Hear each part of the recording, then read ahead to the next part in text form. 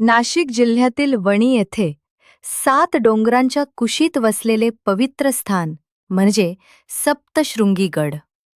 येथे विराजमान आहे शक्तीचे रूप मा सप्तशृंगी देवी.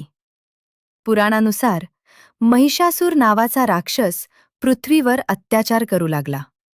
देव आणि ऋषींनी एकत्र येऊन शक्तीची निर्मिती केली.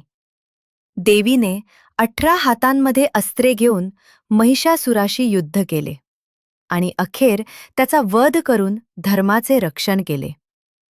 आजही लाखो भक्त या देवीच्या दर्शनासाठी येतात. मा सप्तशृंगी सर्वांच्या मनोकामना पूर्ण करते. जय माता सप्तशृंगी. पृथ्वीवर पुन्हा शांतता प्रस्थापित झाली. देवतांनी देवीची स्तुती केली.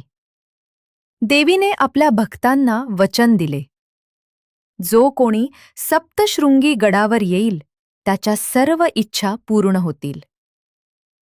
तप करत असताना त्याला देवीचे दर्शन झाले आणि तेव्हापासून हे स्थान सर्वांसाठी खुले झाले. आजही लाखो भक्त येथे येतात आणि म्हणतात, मा सप्तशृंगी कधीच निराश करत नाही.